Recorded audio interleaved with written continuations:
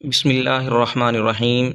محترم ناظرین، آج کل ہر تعلق ایک قیمت کا محتاج ہے۔ جس دن آپ قیمت ادا کرنے سے انکار کر دیں گے، تعلق ختم ہو جائے گا۔ چائے کا استعمال اعتدال میں کریں۔ زیادہ چائے پینا آپ کی جلد کو خراب کرتا ہے اور مثانہ کمزور کرنے کے ساتھ ساتھ نظر کو بھی کمزور کرتا ہے۔ پیارے دوستو، اگر آپ سونے سے پہلے ایک چمچ شہد چاٹ لیں تو آپ کو نیند اچھی آئے گی اور نزلہ زکام سے جان چھوٹ جائے گی۔ روزانہ گرین ٹی کا 1 کپ پی لیا کریں، یہ شریانوں میں چربی کو جمع ہونے سے روکے رکھے گا۔ پیارے دوستو، چاول کھانے کا صحیح وقت دوپہر ہے۔ چاول رات کو کھانا صحت کے لیے نقصان دہ ہے۔ ہر کھانے سے آدھا گھنٹہ قبل 2 گلاس پانی پئیں، اور اگر کھانے کے بعد پانی پینے کی حاجت ہو تو آدھے گھنٹے بعد پانی پئیں۔ ایسا کرنے سے معدے کی کوئی بھی بیماری قریب نہیں آئے گی۔ اگر آپ کو بھوک نہ لگنے کا مسئلہ ہو تو ایسے میں آم کا اچار استعمال کریں۔ محترم ناظرین، لیموں کے چھلکے کینسر سے بچاتے ہیں اور معدہ صاف کرتے ہیں۔ گوشت کھانے کے بعد 1 دانہ چھوٹی الائچی کا کھا لینے سے گوشت فوری ہضم ہو جاتا ہے۔ ناظرین، لیموں کے چھلکے پر شہد لگا کر ہونٹوں پر رگڑ لیں، ہونٹوں کا کالا پن ختم ہو جائے گا۔ یاد رکھیں، جو چیز آپ کے جسم کو زیادہ فائدہ دیتی ہے وہ زبان کو کڑوی لگتی ہے۔ صبح کے وقت کھجور کھانا خون کی کمی دور کرنے میں معاون ہے اور مردانہ طاقت میں اضافہ کرتا ہے۔ پیارے دوستو، انار کا شربت پینے سے دل اور دماغ کو راحت ملتی ہے اور خون کی کمی دور ہوتی ہے۔ جب غزوہ بدر میں اللہ رب العزت نے قریش کو شکست سے دوچار کیا تو مکہ مکرمہ کے باسی بدر کے معرکے کا نتیجہ سننے کے لیے بے تاب تھے۔ وہ بہت بے چینی سے لڑائی کی خبروں کے منتظر تھے۔ قریش کے لوگ عموماً بیت اللہ کے صحن میں اکٹھے ہو کر نتائج کے بارے میں قیاس آرائیاں کرتے رہتے۔ بالآخر ان کے انتظار کی گھڑیاں ختم ہو گئیں۔ سب سے پہلے جو شخص جنگ کے نتیجے کی خبر لے کر مکہ مکرمہ پہنچا، اس کا نام حیثمان بن عبداللہ الخزاعی تھا۔ یہ خود بھی اس جنگ میں شریک تھا۔ اس نے جیسے ہی بیت اللہ کے صحن میں اپنا اونٹ بٹھایا، لوگ بے صبری سے اس کی طرف دوڑتے ہوئے آئے اور پوچھنے لگے، ہاں بھائی، پیچھے کی کیا خبر ہے؟ جنگ کا نتیجہ کیا نکلا؟ حیثمان کہنے لگا، پیچھے کا کیا پوچھتے ہو؟ عتبہ بن ربیعہ اور شیبہ بن ربیعہ مارے گئے۔ ابو الحکم بن حشام یعنی ابو جہل اور امیہ بن خلف قتل کر دیے گئے۔ قریش کے لوگوں کی ایک بڑی تعداد کو مسلمانوں نے گرفتار کر لیا ہے۔ اس نے بڑے بڑے سرداروں کا نام لیا۔ جنگ کے مقتولین میں جب اس نے بڑے بڑے اشراف مکہ کا نام لیا تو امیہ بن خلف کا بیٹا صفوان، جو حتیم میں بیٹھا ہوا تھا، کہنے لگا، اللہ کی قسم، یہ شخص ہوش و حواس کھو بیٹھا ہے۔ اچھا، ذرا اس سے میرے بارے میں پوچھو اور کہو صفوان بن امیہ کا کیا بنا؟ تو حیثمان کہنے لگا، لوگو، وہ دیکھو، صفوان تو حتیم میں بیٹھا ہوا ہے، مگر میں نے اس کے باپ امیہ اور بھائی علی کو خود اپنی آنکھوں سے قتل ہوتے ہوئے دیکھا ہے۔ قریش کو یقین آ گیا کہ شکست کی خبر درست ہے۔ اس کے ساتھ ہی ہر گھر میں غم و غصے کی لہر دوڑ گئی۔ صفوان بن امیہ مکہ مکرمہ کا معروف اسلحہ فروش اور نہایت امیر آدمی تھا۔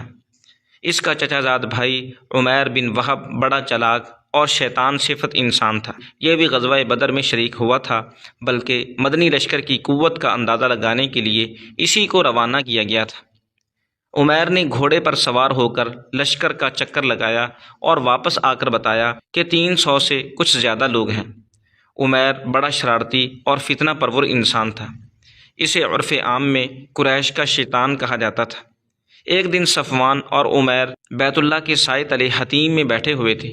صفوان شدید غصے میں تھا۔ اپنے باپ اور بھائی کے بدر میں قتل ہونے پر اس کا خون خور رہا تھا اور وہ جوش انتقام میں دیوانہ ہو رہا تھا۔ رہا عمیر تو اس کا بیٹا وہب بدر کے قیدیوں میں شامل تھا اور مسلمانوں کی تحویل میں تھا۔ مقتولین کا ذکر کرتے ہوئے صفوان نے کہا، اللہ کی قسم، ان بزرگوں اور ساتھیوں کے دنیا چھوڑ جانے کے بعد اب جینے میں کوئی مزہ نہیں رہا۔ عمیر نے کہا، سچ کہتے ہو، اگر مجھ پر قرض نہ ہوتا اور یہ خوف نہ ہوتا کہ میرے مرنے کے بعد بچوں کی دیکھ بھال کرنے والا کوئی نہیں تو میں فوراً مدینہ طیبہ جا کر محمد صلی اللہ علیہ وسلم کی زندگی کا خاتمہ کر دیتا۔ کیا تم واقعی یہ کارنامہ انجام دے سکتے ہو؟ صفوان نے بے قراری سے پوچھا۔ عمیر نے جواب دیا، ہاں بالکل، کیوں نہیں، بس ادائے قرض اور میرے بچوں کی کفالت کا مسئلہ حل ہو جائے تو میں یہ کام آسانی سے کر سکتا ہوں۔ صفوان بولا، تم اس کی فکر نہ کرو، یہ تو میرے لیے بہت معمولی سی بات ہے، میں قرض اور کفالت کی پوری ذمہ داری لیتا ہوں، تمہارا سارا قرض میں اتار دوں گا، اور جو کچھ میرے بچے کھائیں گے اور پہنیں گے وہی تمہارے بیوی بچوں کو بھی میسر ہوگا، بس تم یہ کام کر دو۔ اور ہاں دیکھو، یہ نہایت رازداری سے کرنے کا کام ہے، روئے زمین پر اس منصوبے کا میرے اور تمہارے سوا کسی کو علم نہیں ہونا چاہیے۔ عمیر بولا، بالکل، یہ راز ہی رہے گا، تم فکر نہ کرو۔ اچھا تو پھر ہاتھ ملاؤ اور وعدہ کرو کہ اس بات کی کسی کو ہوا تک بھی نہیں لگے گی۔ عمیر نے اپنے چہرے پر شیطانی مسکراہٹ بکھیرتے ہوئے کہا، میں اس منصوبے پر فوری عمل شروع کر رہا ہوں۔ صفوان، تمہیں معلوم ہے کہ میرے پاس مدینہ طیبہ جانے کا ایک معقول بہانہ بھی ہے، میرا بیٹا وہب مسلمانوں کی قید میں ہے، اس سے ملاقات کرنے کا بہانہ۔ صفوان گھر آیا، اپنی تلوار میان سے نکالی تو ذرا زنگ آلود نظر آئی۔ اس نے اسے خوب تیز کرنے کے بعد زہر میں بھجانا شروع کیا اور زیر لب کہا کہ اب اس تلوار سے میرے باپ اور بھائی کے قتل کا بدلہ لیا جائے گا۔ پھر اس نے اپنی زہر میں بھجی تلوار عمیر کے حوالے کی اور اسے جلد از جلد مدینہ طیبہ روانہ ہونے کی تاکید کی۔ عمیر مدینہ طیبہ کی طرف روانہ ہوا۔ ان دنوں مکہ مکرمہ کی ہر مجلس میں، ہر گھر میں بدر ہی کا قصہ موضوع گفتگو تھا۔ صفوان ملنے جلنے والوں سے بڑے پر اعتماد لہجے میں کہتا، بس چند ہی روز کی بات ہے، میں ایسی زبردست خبر سناؤں گا کہ تم لوگ بدر کا غم بھول جاؤ گے۔ عمیر بن وہب اپنی چالاکی، سفاکی، شرارت طبع اور بد باطنی کے باعث شیطان قریش کے لقب سے مشہور تھا ہی، وہ مکہ مکرمہ میں اللہ کے رسول صلی اللہ علیہ وسلم اور آپ کے صحابہ کرام کو تکلیف دینے میں بھی پیش رہتا تھا۔ بدر کے روز اس کے بیٹے وہب کو ایک انصاری صحابی رفاعہ بن رافع رضی اللہ عنہ نے گرفتار کر لیا تھا۔ عمیر بن وہب تیزی سے سفر کرتا ہوا مدینہ طیبہ پہنچا، مسجد نبوی کے سامنے اپنی اونٹنی بٹھائی اور نیچے اترا۔ ادھر مدینہ طیبہ میں مسلمانوں کے درمیان بھی بدر کے مارکے پر ہی بات ہو رہی تھی کہ وہ اپنی کم تعداد کے باوجود اس فتح اور نصرت اور تائید ربانی پر اللہ تعالیٰ کا شکر ادا کر رہے تھے اور بدر کے واقعات دہرا کر خوش ہو رہے تھے۔ سیدنا عمر فاروق رضی اللہ تعالیٰ عنہ دیگر صحابہ کرام کے ساتھ مسجد کے ایک کونے میں بیٹھے بدر کی باتیں کر رہے تھے کہ کیسے اللہ تعالیٰ نے اپنے فضل و کرم سے انہیں عزت و وقار بخشا اور کفار کو ذلیل و خوار کیا۔ اچانک آپ رضی اللہ تعالیٰ عنہ کی نگاہ عمیر پر پڑی، جو تلوار لٹکائے اللہ کے رسول صلی اللہ علیہ وسلم کی طرف بڑھتا چلا جا رہا تھا۔ سیدنا عمر فاروق رضی اللہ تعالیٰ عنہ کی بصیرت کام آئی، کہنے لگے، ہو نہ ہو اللہ کا یہ دشمن کسی خطرناک ارادے سے یہاں آیا ہے۔ یہ بدر کے روز لوگوں کو جنگ کے لیے بھڑکانے والوں میں پیش تھا، اسی نے اندازہ لگا کر کافروں کو مسلمانوں کی تعداد بتائی تھی۔ عمر فاروق رضی اللہ تعالیٰ عنہ نے اس کے گلے میں لٹکی ہوئی تلوار کے نیام کی پٹی سے اس کی گردن دبوچ لی اور اسے گرفتار کر کے خدمت نبوی میں حاضر ہوئے۔ عرض کیا، اللہ کے رسول صلی اللہ علیہ وسلم، یہ اللہ کا دشمن تلوار لٹکائے ہوئے آ رہا تھا۔ ارشاد ہوا، عمر اسے چھوڑ دو، آگے آنے دو۔ فاروق اعظم رضی اللہ تعالیٰ عنہ نے صحابہ کرام سے کہا، تم اللہ کے رسول صلی اللہ علیہ وسلم کے پاس ہی رہنا اور اس خبیث پر نگاہ رکھنا، یہ نہایت خطرناک آدمی ہے۔ رسول اللہ صلی اللہ علیہ وسلم نے فرمایا، عمیر میرے قریب آؤ۔ وہ قریب ہو کر جاہلیت کے طریقے کے مطابق کہنے لگا، آپ لوگوں کی صبح بخیر ہو۔ آپ صلی اللہ علیہ وسلم نے ارشاد فرمایا، اللہ تعالیٰ نے ان جاہلانہ الفاظ کے بدلے میں ہمیں ایک ایسے تحیہ سے مشرف کیا ہے جو تمہارے اس تحیہ سے کہیں بہتر ہے، یعنی سلام سے جو اہل جنت کا تحیہ ہے۔ ہاں عمیر، بتاؤ کیسے آنا ہوا؟ اس نے کہا، میں اپنے قیدی بیٹے وہب کا حال معلوم کرنے کے لیے آیا ہوں، برائے مہربانی اس کے بارے میں احسان فرما دیجیے۔ آپ صلی اللہ علیہ وسلم نے فرمایا، یہ تمہارے گلے میں تلوار کیسی لٹک رہی ہے؟ وہ بولا، اللہ ان تلواروں کو غارت کرے، انہوں نے پہلے ہمیں کیا فائدہ پہنچایا ہے جو اب پہنچائیں گی؟ آپ صلی اللہ علیہ وسلم نے ارشاد فرمایا، عمیر سچ سچ بتاؤ تم کس مقصد کے لیے آئے ہو؟ کہنے لگا، سچ کہتا ہوں میں صرف اپنے قیدی بیٹے ہی کے لیے آیا ہوں۔ آپ علیہ السلام نے فرمایا، کیا یہ سچ نہیں کہ تم اور صفوان بن امیہ حطیم میں بیٹھے تھے تم دونوں نے بدر کے کنویں میں پھینکے جانے والے مقتول سرداروں کا تذکرہ کیا۔ پھر تم نے کہا اگر مجھے قرض کی ادائیگی اور اہل و عیال کی کفالت کا اندیشہ نہ ہوتا تو میں مدینہ طیبہ جا کر محمد صلی اللہ علیہ وسلم کو قتل کر دیتا۔ صفوان بن امیہ نے تمہارا قرض چکانے اور بچوں کو اپنی کفالت میں لینے کی ذمہ داری قبول کر لی، اس شرط پر کہ تم مجھے قتل کر دو۔ یاد رکھو عمیر، اللہ تم لوگوں کے مقابلے میں میرا محافظ ہے۔